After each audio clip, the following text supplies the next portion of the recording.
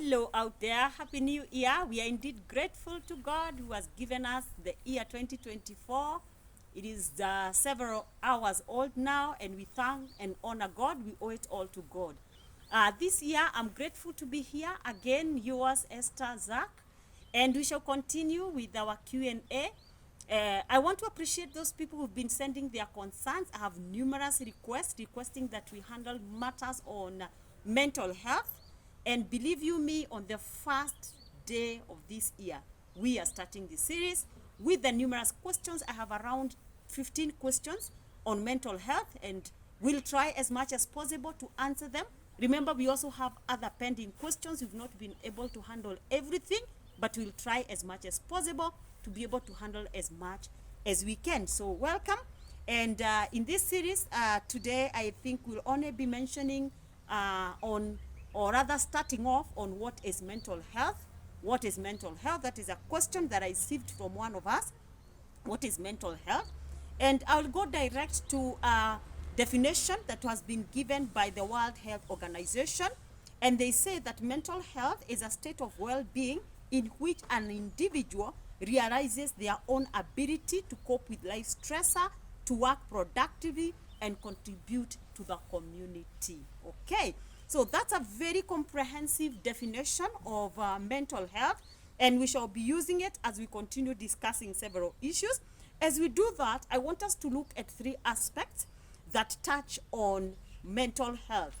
Let's go together to discuss emotional health, psychological health, and social well-being or social health. Okay. So these ones, they look into how we think, feel, and even act. And why. Okay, it is good for us to be very well equipped in this area, because definitely, whether we like it or not, it affects our lives directly and very significantly. So allow me to check or to go together with us on what is emotional well-being, what is emotional health. Emotional health is the ability to manage and navigate a range of emotions effectively. Underline the word effectively. I know all of us handle emotions in one way or another. Every day we have emotions to handle, but are you able to handle them significantly? Maybe sometimes you go through some life stress, and you can believe, or I know you know it, that life stress or stressors in life, we shall not escape. They are there. Even the Bible acknowledges that. Okay. So when you are stressed, what happens to you? Can you have a stress, or can you have something that is giving you pressure and yet allow other people to live their life well? Or are we those kind of people, when you have stress, kila mtu kwa ofisi, kila mtu kwa boma, everybody around you has to go through the same? You need to be able to handle your emotions effectively. I want us to read the book of Psalms, chapter 34, verse 18. This is a verse that I find very significant, because it acknowledges that life stressors are part of life. So we better get to know, mapema do your best. We better get to know how to handle them, because they will always be there. Allow me to read Psalms chapter 34, verse 18.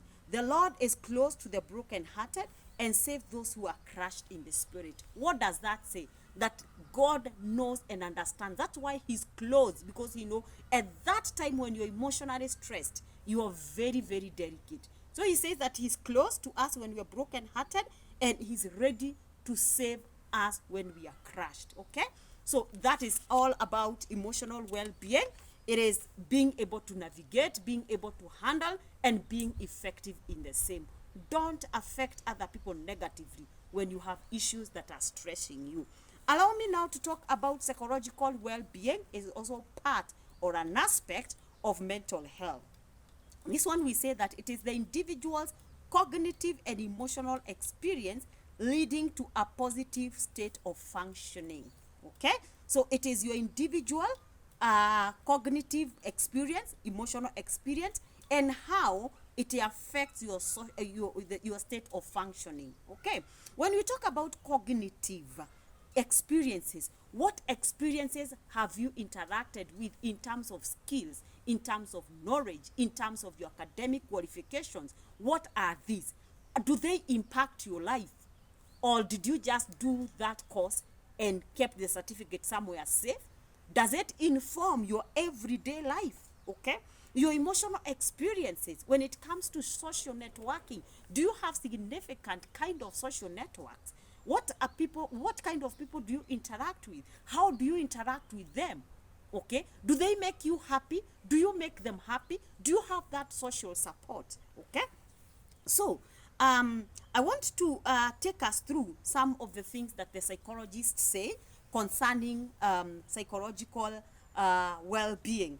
A psychologist called Attell and his colleagues, they did a report, and in their qualitative report, they acknowledged that we feel good by making other people feel good. Because when they feel good, we are happy. Okay? You feel good when you make other people feel good. So happiness or being our emotional experience, it's not only about ourselves. It is not me, myself, and I. It is about the impact that I have for other people and how that impact informs the lives of other people. When they are happy, if you do something, for example, today you helped someone probably out of the hospital, they were not able to pay their bills, and you're able to pay or to support them through, and they're able to come out of the hospital. It makes you get that good feeling, and that makes you happy. So it is an emotional experience that informs your state of functioning. Whatever you do, whatever you say, the way you behave, it comes around that. Okay? So with that said and done, I want to read a Bible verse about making other people happy. It says in Proverbs chapter 17, verse number 22, that a cheerful heart is good medicine, but a crushed spirit dries up the bones. I know if you are like me, probably you have interacted with some people who are always grumbling, people who are always whining, people who are never happy. They never see anything to be happy about. They never see anything that gives them good experience.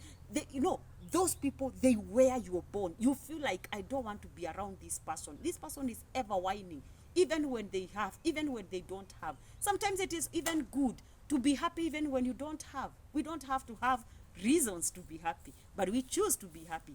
And of course, make other people happy. Okay? So, a lot of good contribution from the Bible on psychological well-being. I won't read any other verse, but believe you me, there are several, so that you can allow me, or you allow us to go together to social well-being.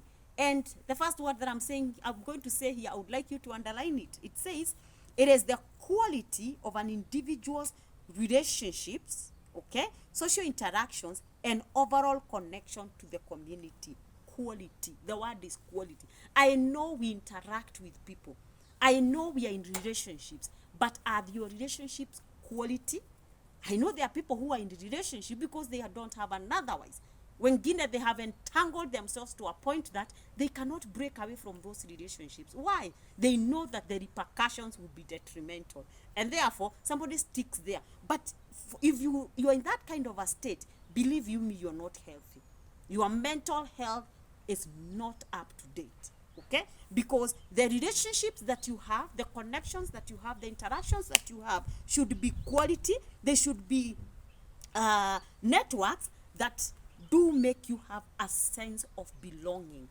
Are you in a social environment or a relationship where you don't feel a sense of belonging? Maybe you are there and you're just a victim of, in that relationship. Maybe you're there because you don't have an option. Imagine, I would tell you that is not healthy in terms of social. So you also need to be in an environment or in a relationship or in a social connection where you're able to support the other person and the other person is able to support you. You should be in a position to receive support and also be able to give support. It is never one-way traffic. Kama ni wewe tu unapata usaidizi all the time, that is not socially healthy. Okay? So, then you should also be in a positive interpersonal relationship.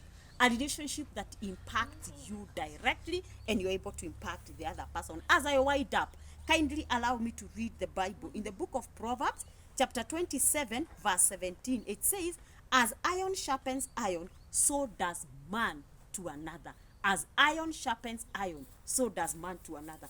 hiyo inatuambia nini? That in that relationship that you are in, you should be able, it should be able to make you better. You should be able to make the other party feel better or improve in their life. If you're in a relationship that is not improving your life, it's making it deteriorate, imagine there is a problem as far as your social well-being is concerned. One last verse and then we are going to wind up. Galatians chapter 6 verse 2, it says, carry one another's burden, and this way you will be able to fulfill the law of Christ. Be in an environment where you feel like when the other person has a burden, it is your own burden. Imagine, I'll tell you something that my sister told me one day.